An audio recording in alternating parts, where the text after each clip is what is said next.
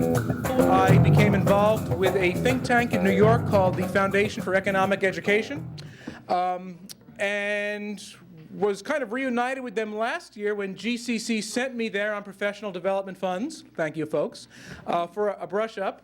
And today I'd like to introduce you first to Greg Remke, who is from FEE, and he's going to be introducing to you two speakers who were in our economics classes this morning, one from Africa, one from Argentina. So Greg? Thank you, Tom. It's a pleasure to be here. It's like a classroom. Everyone's seated in the back, right?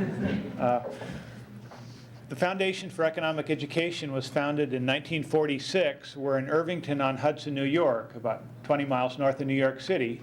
And it started just with the basic idea of trying to communicate economic concepts to the general public, to teachers, and to students. Each month we have a magazine called Ideas on Liberty that has a number of short articles explaining economic concepts. And I have some sample copies here if you're interested in picking up a copy, taking a look. I also have a flyer describing our programs and activities. In addition to our magazine, we have seminars at FEE, workshops in the summer and in the spring. Some of them are weekend programs for college students. Others are week-long programs during the summer. We've had some for community college teachers, which Tom came to a couple years ago. So I invite you to find out more about the foundation, learn more about our activities. We've had a couple hundred students come to our seminars last year, and in addition to American college students and high school students who come, we have a lot of students from around the world. We had a couple dozen, I guess, last summer come from different countries, and among the students who came were the two with us today, June Arunga from Kenya and Carolina Fayan from Argentina. We invited them to stay on after they're attending a seminar to be interns. Both Carolina and June are working to promote market-oriented ideas in their countries. In addition, June and Carolina have been helping us in talks to high school students at prep schools and at colleges, talking about globalization and international issues. Many of us hear that globalization is a bad thing, that it's somehow harming poor countries as it's enriching wealthy countries. And to get a sense of that, June will be able to talk a little bit about Africa and Kenya in particular, and we can sort of investigate whether the causes of poverty in Africa are in fact globalization or multinational corporations. We can contrast different countries and see what the results of international investment have been. We also hear a lot about the failure of privatization and deregulation around the world as exemplified by Argentina. Here's a country that privatized in the 1990s, that deregulated much of the economy, and now the economy is in shambles with a huge economic crisis. So these are both presented, both the marginalization of Africa and the failure of Argentina, as examples of the pitfalls or the problems of the free market agenda or liberal agenda around the world. So without any more ado, let me introduce June Arunga. June is a law student at the University of Nairobi in Kenya. Thank you, Greg. It's amazing what lack of economic progress and just a stifled economy can do to you. It makes you pretty obscure. This is on a light note. While they said Alan, Carolina from Argentina, they said June from Africa. I've hardly been to the other countries in Africa. I'm from Kenya. You know, when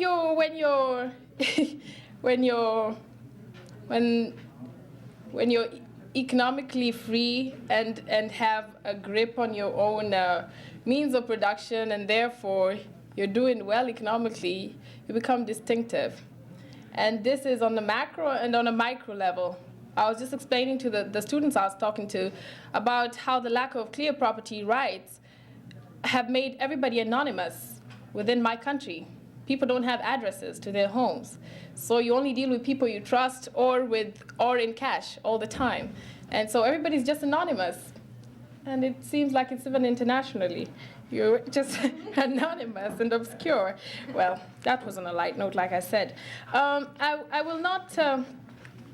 I'll basically run through a recipe to destroy your country, just to cover, because I think it covers property rights, it covers the rule of law, it covers all the different ingredients that are vital to the success of free markets in a given country, or to the failure thereof. And I think it will also cover globalization, and it's basically a nice wrap-up for many things that we may not have time to go in-depth into. And it's the recipe of being a good dictator.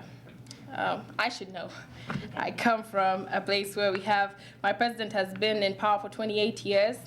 It's finally this year that he's leaving, because we had a constitutional amendment 8 years ago that said, that put in term limits into the Constitution, and so now he has to leave finally. And the miracle in the world today is not all the economic advancement that people have made. It is actually the poverty in the world. It takes a lot to keep people poor, because people left to their own vices will pursue self-interest, and in trying to do so, try to generate profits. In trying to do so, they create wealth. They'll engage in activities that create wealth. The entrepreneurial spirit, I always say this, in places like my country, is not any lower than it is here. Everybody's trying to squash profits out of almost nothing. Just like they convince you here that you need a stress ball, and so you go out and buy it and make somebody some money. If you come to Kenya, walking on the street, there's always somebody trying to close a deal with you. What the difference is, here it is much easier for somebody to get licensed to start a business, and therefore succeed, invest and get capital, invest in his business, and live the American dream of having his idea translated into the money in his pocket. Look at Bill Gates. He was lucky he had Windows in his mind, and has translated it into $93 billion. And in other places, like my country, lack of clear property rights and convoluted laws that make it so hard for people to get licenses has stifled the economic growth. Well, I'll quickly go to my recipe. And the first thing that you have to do in order to become an effective dictator and probably transform this country into what other countries have become or have been, like my country, is one, make sure that your country's money is no good. Print money like there's no tomorrow, because hyperinflation is one of the easiest and the most popular ways to dismantle an economy.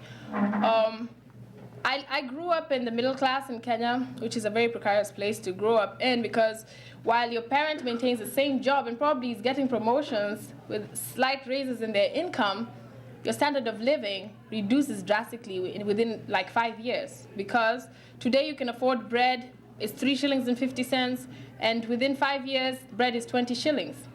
Your salary hasn't increased much, you didn't lose your job, but bread has become a luxury, you can't afford it anymore, so you skip breakfast.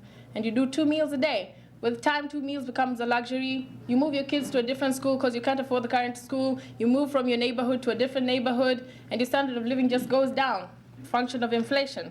And secondly, further discourage investment by nationalizing all major industries.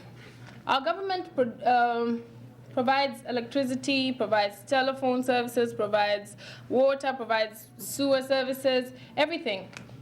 And you know how monopolies work. There's no incentive for providing good services. There's no incentive for reducing prices. Everything is pretty inefficient, and government is the only person who stays in business when they're making losses.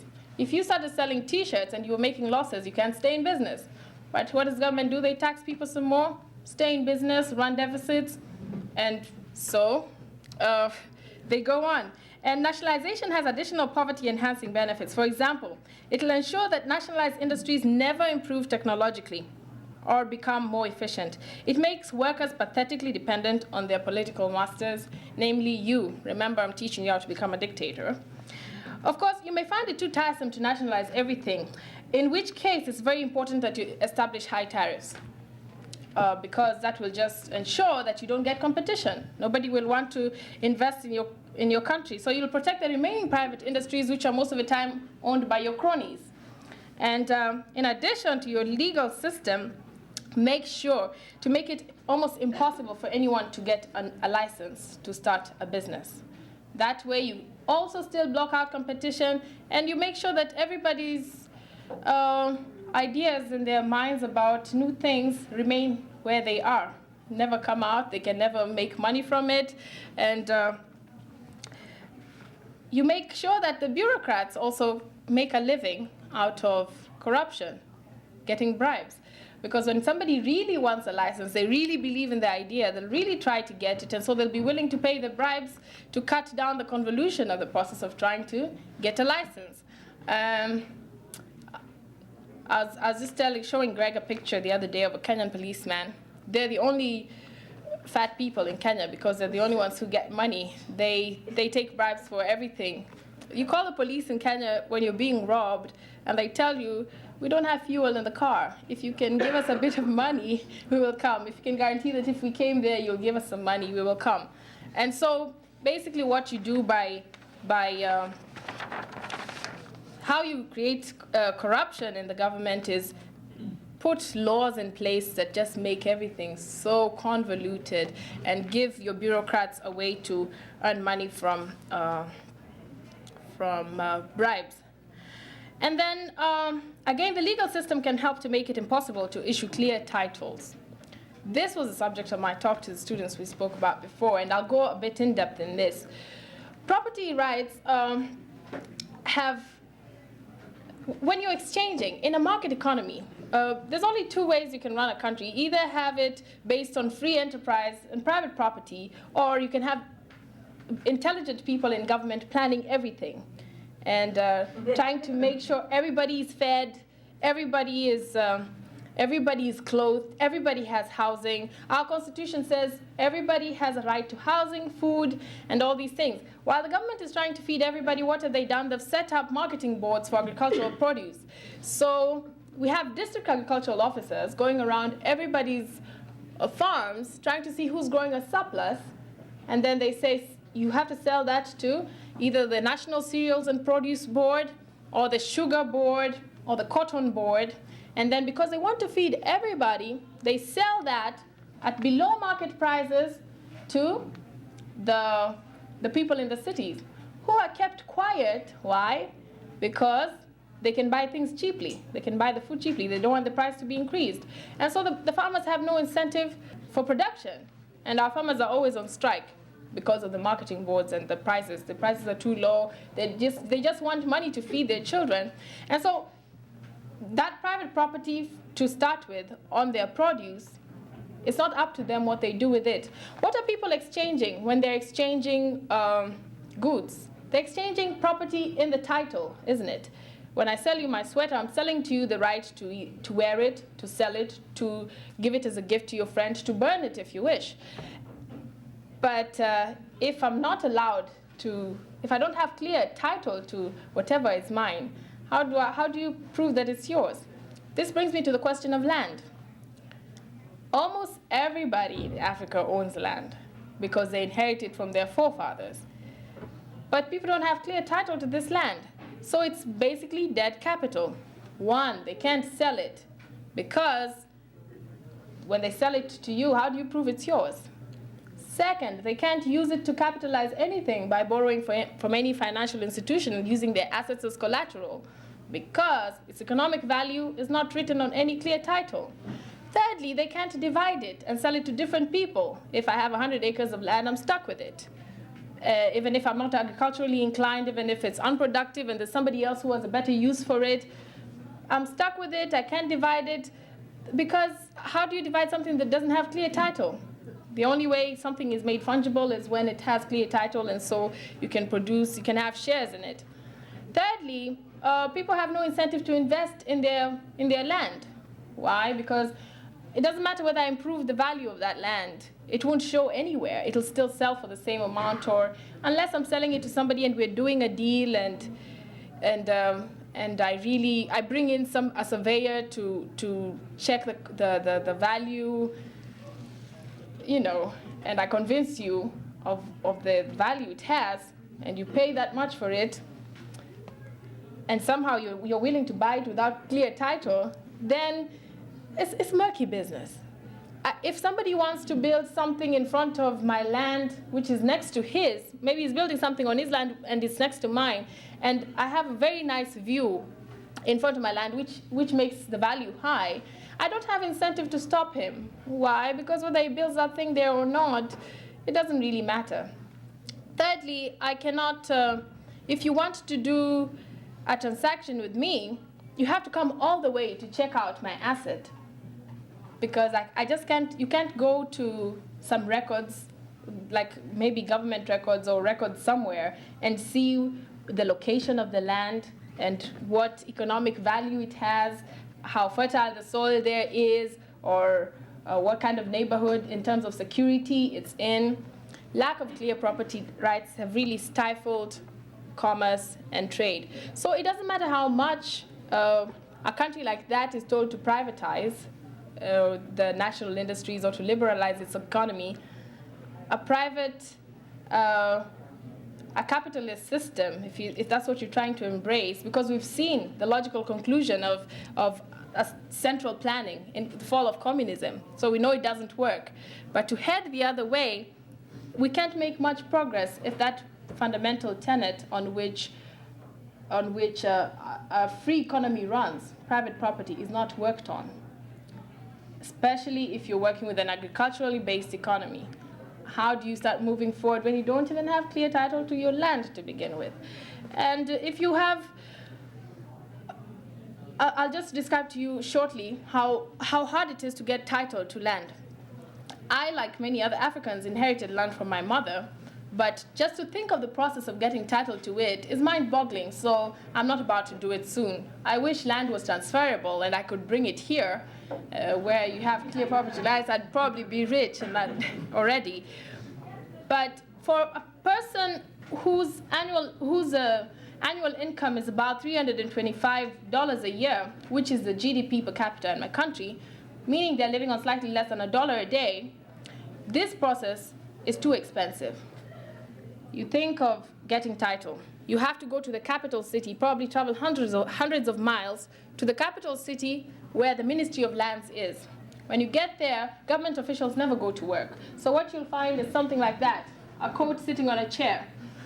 And you ask around, you have to bribe somebody to tell you when the supervisor comes so that that guy is in the office, the guy who's in charge for the initial registration you need to do. Eventually you find him.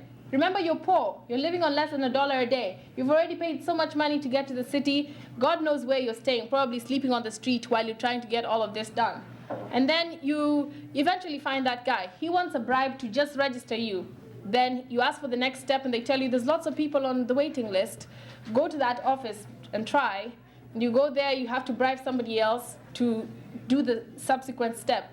Usually the next step is go back to your country home and then get the Council of Elders to sit down and determine that your ancestors actually owned that land and so you're eligible for that title. They write a letter to the sub-chief. You have to carry this letter, you don't post it. So you travel to another town, take it to the sub-chief, who then writes a letter to the chief, who then writes a letter to the district commissioner, who then writes a letter to the provincial commissioner, who then writes a letter to the Ministry of Lands back in the capital city. All of these people, you're paying bribes, you're traveling the whole time paying a lot of money. Remember, you're poor.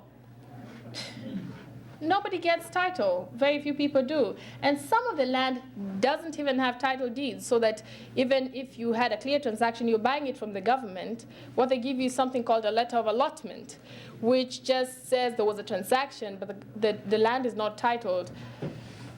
It's really murky. Different countries are going through their land reforms differently. I guess you all heard what happened in Zimbabwe.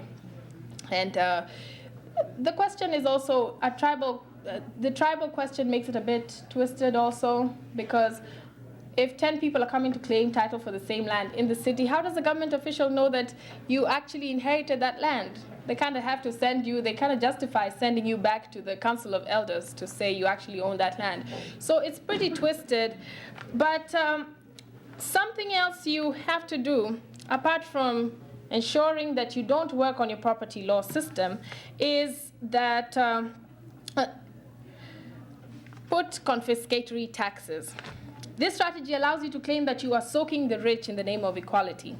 So the little money people are earning You're trying to be benevolent and have people develop at the same time and equalize wealth creation, redistribute wealth. So you will be taking money from the people who are earning the little and giving it to the poor people, who you're the one who's keeping poor in the first place. They can't start business, they can't do all these things because of all the things I described to you.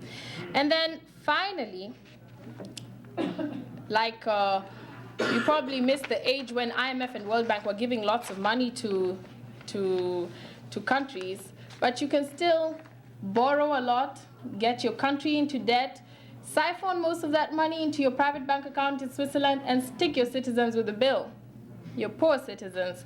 And that way you will ensure that your country slowly dwindles and becomes what most of the third world countries have become today. That in a nutshell describes to you what's happening in a country like Kenya.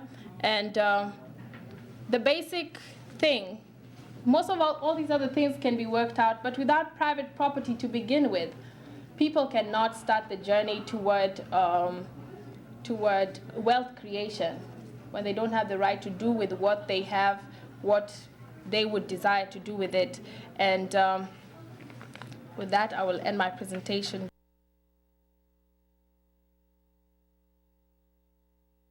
People should just stop borrowing. What do you do? A good economic policy is one that can apply in the micro and in the macro, in the short term, in the long term, for a small group of people and for a large group of people. If you are in debt yourself, as an individual, what do? Do you borrow some more, or do you cut on your spending and try to look for a second job to pay for your bills? You try to cut your spending for one and look for an extra source of income. What people need to do in countries like those is stop borrowing, for one, and invite foreign investment. People complain about how do you invite foreign investment? Work on your property law system. Nobody wants to invest in a country where their property will be confiscated and appropriated by the government anytime. A stable monetary system. Nobody will invest in your country if your currency is not convertible, if your money is useless. And that's how you invite investment. And people complain about sweatshops exploiting people. I think sweatshops aren't exploiting my country enough, because we have so many poor people on the street who would do anything to earn $2 a day, because the alternative is they starve and die. So if a sweatshop were to be built today, they'd be traveling miles and miles and making long lines to try and get a job there. And so foreign investment, either you allow capital flows or you allow people to move to places where they can do something better with their lives. So liberalization of economies is the only way to go, but this has to be done in the context of, proper rule of law, clear judicial and comprehensive independent and comprehensive judicial structures.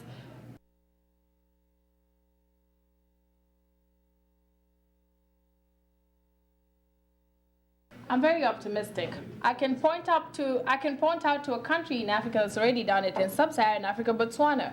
Botswana took some steps about 10 years back to start liberalizing its economy and put in place infrastructure, the necessary infrastructure to make the liberalization work. And Botswana has, according to different freedom indexes that are done by like the Heritage Foundation and Wall Street Journal, another one is done by the Fraser Institute, another one is done by Cato, I think. Botswana has moved, not only has its GDP increased, not only has the standard of living of people increased, but now the migration arrows, because always, look at any migration arrow in the world, it moves from repressed economies to freer economies. Now Africans are not only moving from their countries to the United States and England, but there's a diversion to Botswana because there's just better opportunities for people. And so it can be done. They worked on their judicial system. I think before they had the executive and the judiciary, there wasn't a clear line between the two. So any politician in power was handpicking the judges and hiring and firing them as they wish. And so they worked on their judicial system. They privatized the state monopolies in a free way. in free market style by just allowing competition, not just selling the state corporation to another monopoly and a private monopoly. And we've seen the effects. Botswana is growing. The only thing that's stifling them right now is that HIV is, they have like a 50% infection rate of HIV. 50% of the population is infected. So the most productive people in the economy are dying, and that's taking them back to the level of life expectancy they had and child mortality, which they had really shot up because economic growth comes with increased life expectancy and all these other benefits. So that's the only thing that's stifling them. But Botswana has, for a long time now, been an example people are pointing to, has inspired other African leaders to do, has showed them, they've been like the beacon on the hill, leading by example. And so it's not impossible to do. It's not impossible to do. It just takes, I think, a shift in public opinion for people to know that there's actually an alternate path. People always turn to government every time things go wrong, but once people know that there's an alternate path out there, and now they're getting to know because of the internet, because there's more flow of information. With trade comes information and all these things, and they're pushing for reforms. There's a couple challenges. One is the challenge of trying to help places like Africa get wealthy. Another is the thought for ourselves. Would it be possible for a wealthy country to ever get poor? That is, is it possible that a country that was developed, prosperous, capitalist, market-oriented, with a thriving middle class, could something happen to America by changing our laws or changing somehow that we could be thrown into the disaster of a third world level country? Well, we have an expert on a country that used to be one of the wealthiest in the world and is now not, and that's Argentina. Please join me in welcoming Carolina Bois. Regarding what Greg has just said, I think yes, it is very possible that, I came from Argentina, you know what happened, but also I see it here in America. The other day I was traveling to a Cato seminar in California, and it happened that I was sit by an FBI agent, and I was asking him what he was doing, and he said, well, I'm in the financial field. And what do you do? And he said, well, I'm involved in fraud. And I said, what kind of fraud? And he said, well, there is a state program that says that poor people who want a loan to buy a house, they receive like the collateral from the government that says that if they can't pay the bill, the government will pay.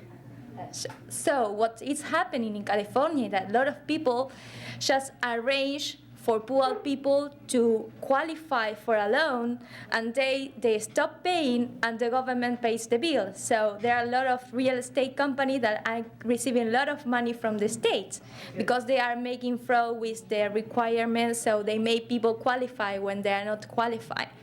So the government is paying that with tax money, with your money, and you are also paying this FBI agent to look at that. So you are paying twice. So it can happen.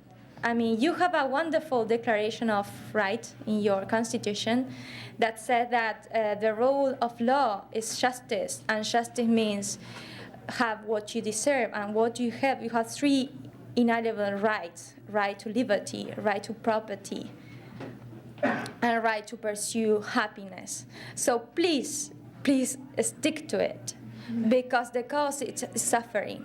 And I can guarantee you, I can tell you my story from my country, and I can speak about policies and I can speak about counts, but what you have is suffering. What is happening in my country because of the crisis is that most of my friends have emigrated, most of my family has emigrated, and you can't stop them because the opportunities aren't there.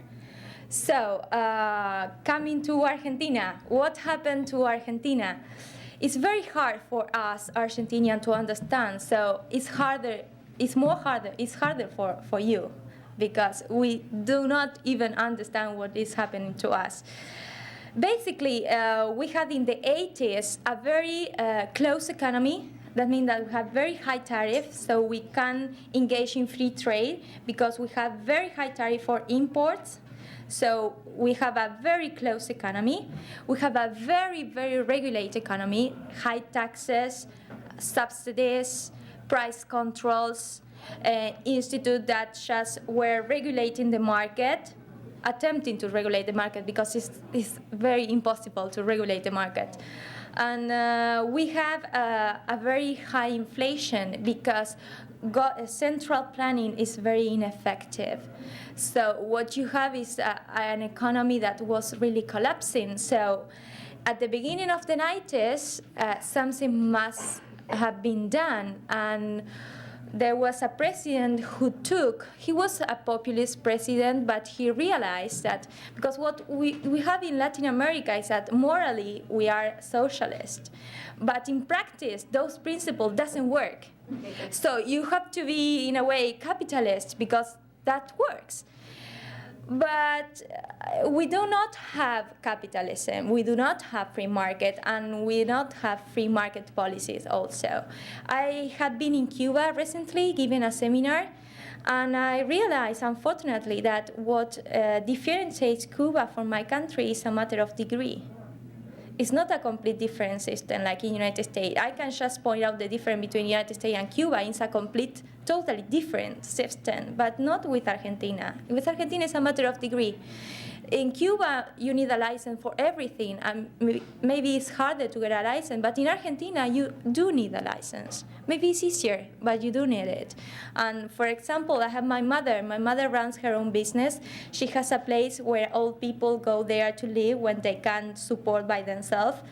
So, and my mother doesn't get the state permit, and she has been in the market for 15 years. That means that she's doing well because she has customers. And she can't get the license. So what do? You brave the functionaries because they ask you a lot of requisites. So what you do is you brave the functionaire to just scale down your expedient and just put it, and you go on.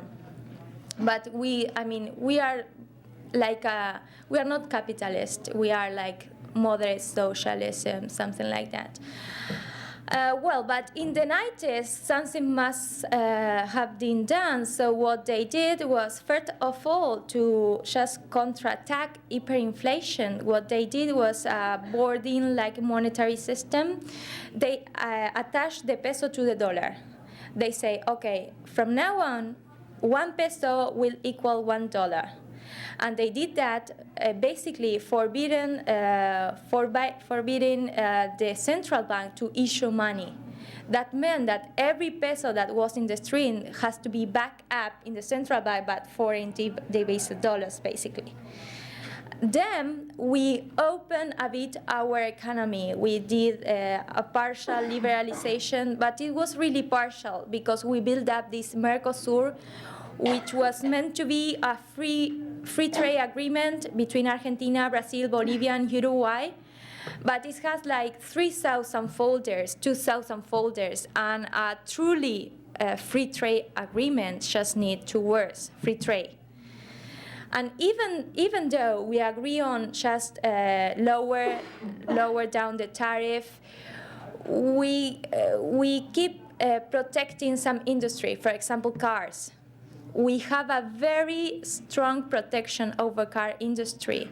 Our cars are very, very, very expensive because we do not allow imports. Japanese cars, American cars are cheaper. In Argentina are very expensive because we have very huge tariffs. So it is a very ineffective and protect industry. So liberalization, as people said that in my country there was a liberalization, is not true. There was a very selective liberalization. The government decided which industry will develop, which industry won't have a competition from abroad. So it was very, very selective. So you can't name that liberalization. Then deregulation. We said that we deregulate the economy. It is partially true. We do had a very regulated economy. For example, we had price controls. We have institutes that used to, for example, there was an institute called IAPI, who used to buy all the production from the agricultural industry. So the state was the only buyer, but all the production and then resell it to the internal market or to other countries. But it was the only buyer, so it was like a kind of price control. And well, we banished that, and we banished a lot of price control. But for example, in labor market, we got very, very strong regulations. We have these labor unions that control everything, and they have compulsory quotas. For example, if you work in the blank market, you have to be, as an employee, you have to give 40% of your salary to the labor union, compulsory. And the employer has to give 20% to the labor union. So imagine, this labor union has a lot of power because they receive lot of money. And we call them, there are 3 major labor unions, and we call the leaders of this group, of course they don't have democratic elections, so they are very, very corrupt. And we call them the 3 fat men, because they are very, very fat, and they are very, very corrupt, and they have a lot of assets, a lot of properties, and they have so much power that Ministry of Labor in my country, she was free market oriented, so she asked for a declaration of belongings for these men. She has to resign. They never present the declaration, and she has to resign. So imagine the power, because they control a lot of money. And they do that because they say, okay, we defend your interest and we provide you with health care. We have a healthcare system that is so ineffective that we have to pay taxes to that, pay the labor union to provide us with health care that is so ineffective that we have to pay for private medicine. So we are paying like 3 times taxes, labor unions, and private medicine care. So. After regulation, we have, the regulation of the economy was, again, partial. And when it is partial, causes, I think, more harm than benefits. And the last thing that happened with us, the key thing in our crisis was the government spending. We never lowered down the government spending. And there are ways, basically, that you can finance the government spending. Taxes, privatization. I forgot about privatization. That was a very huge deal in my country. In the 90s, in the 80s, we had everything was in state hands: water, oil, transport, electricity, telephones. Of course, they were all large state enterprise, very ineffective, and they had large deficit. For example, the best example for me is the telephones. When I was a child, it was so difficult to get a phone that you had to wait for years. My grandfather waited for 15 years to have a telephone, because you have to go to a state and ask for a telephone. And they don't have the incentive to give you a telephone because it's a state company. And as Susan said, and the deficit in government just financed by taxes, so they can run the business. So they don't care. So you have to wait for 15 years to get your phone. So it was so complicated to get a phone that the prices in real estate vary if they have telephone or not. If property have telephone, had a price. If they don't have telephone, they have another price. And it was very common. And after we privatize, we do experiment an improvement in the quality of service. Now you can ask for a telephone and it will come the other day. But this process of privatization was very corrupt, in the sense that you can privatize in 2 ways. You can maximize the revenue of the state. That means sell to a very high price, just prioritizing your state revenue because it is the state who sells the company. Or you can prioritize the interest of the consumer. That means allowing competition. So what the state, we have a very, very large state.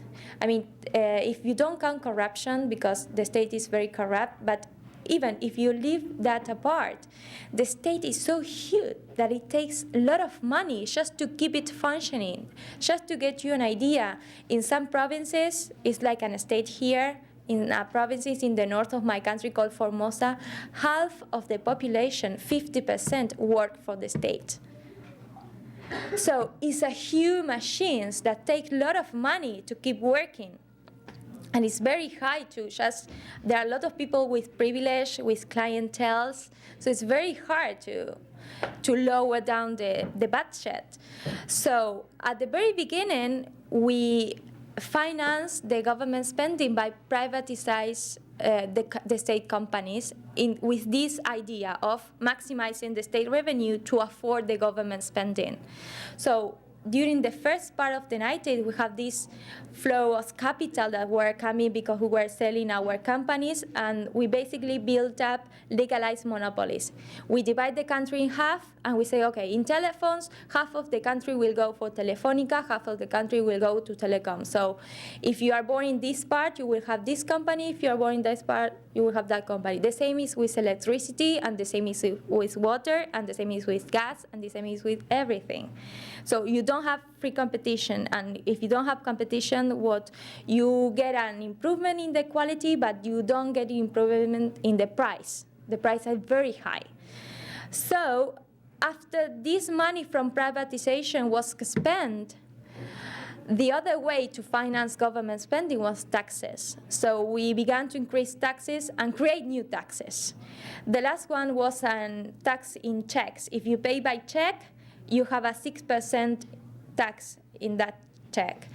I remember I made my own calculation, and I calculate my earnings and what I was paying for taxes, all the taxes that I have, and I realized that 40% of my income was going to the state. That meant that from January to June, I was working for the state.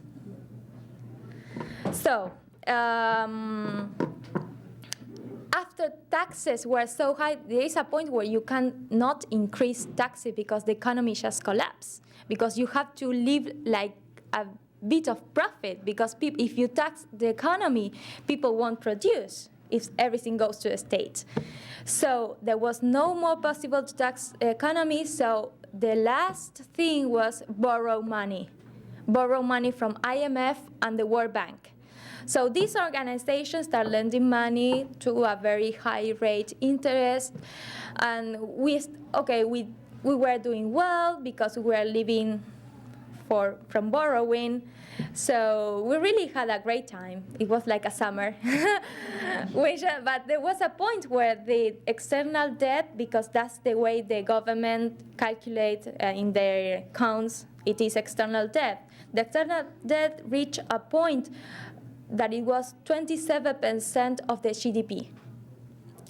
At that point, people start realizing that it was very hard to pay back, that we will reach a default. So the IMF and the World Bank start saying, okay, we are not lending you more money. So we start getting nervous about that. And what the government did is to afford the interest and the debt, start taking the money from the banks, our money, my money. So people realized that businessmen and people close to economy, to politics, and start taking out their saving because they knew that their money was taken away. So we had a bank run, and as a consequence, the government said that we were not allowed to take out our savings from banks. And that was what I call a legal plunder, because they did it with law. They say, okay, you are not allowed.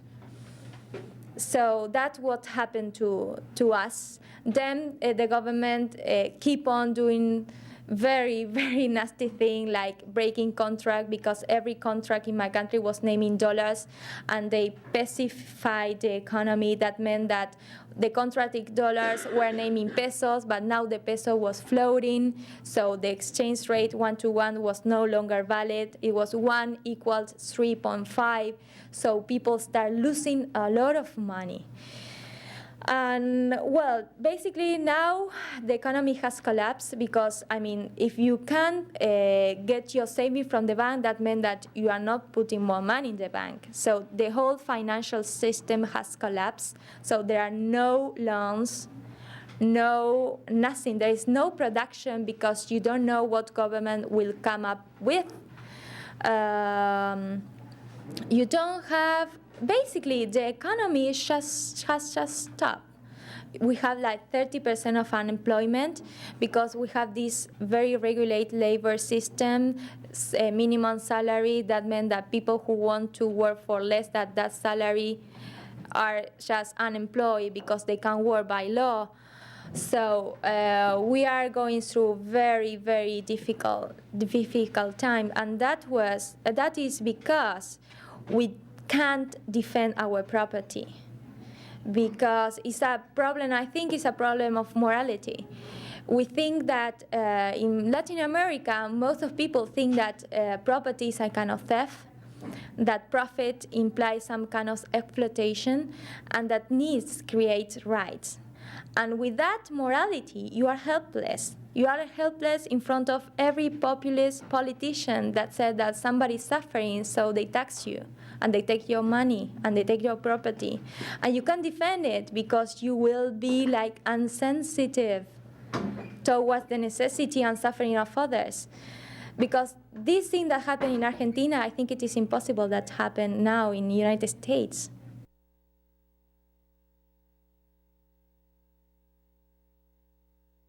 It is. No, it is. The difference between Chile and Argentina is, I think it is this. Chile went through this old free market policy in the 70s. They were following the advices of the Chicago Boys. There were people that had studied under the guidance of Milton Friedman, and they did it under a dictatorship. So they did it using force and not listening. They had I remember in the 80s, Milton Friedman visited Chile, and it was a big issue in Chile. There were a lot of street, tumults, and people were really, in all Latin America, free market capitalism and, free market and capitalism are regarded as evil. So it is the same. But the difference is that in Chile, all these measures were taken under a dictatorship government. So they were like imposed over the people, and after time, they work because free market works. So people are no longer complaining, but it was very hard. I don't know if they could do it in a democratic environment. Don't forget that before that they had Allende. It was socialist. So maybe, I'm not saying that we can blame all to the culture, but I think that in Latin America we have these backgrounds that doesn't allow us to protect our property. And since the main difference with you, the America, every American, being liberal, Republican, or conservative, had a common ground that they part, which is private property, liberty. And we don't have that in Latin America.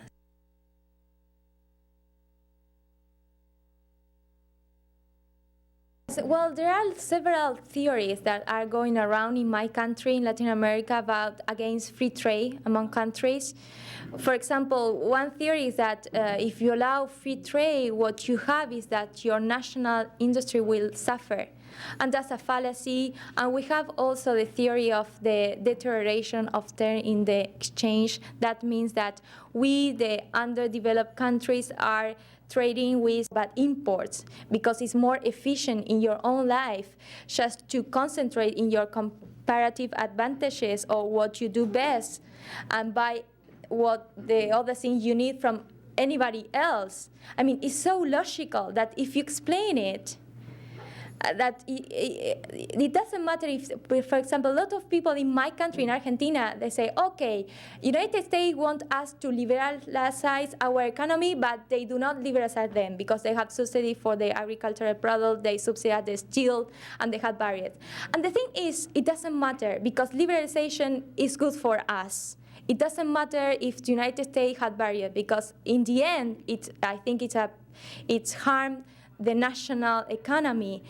Free trade is beneficial no matter the barrier that has the other one. It's beneficial for us because we benefit mostly for imports, not for exports. A lot of the issues we heard today, the nexus of politics, economics, culture, ownership of land, and its effect on the ability to develop a nation, banking systems, monetary policy, all these things are things that we talk about and teach in economics classes. But rather than just talk about them, I like to be able to draw on people who are actually living through them. And I just want to thank Fee for bringing these speakers here with us today. Thank you.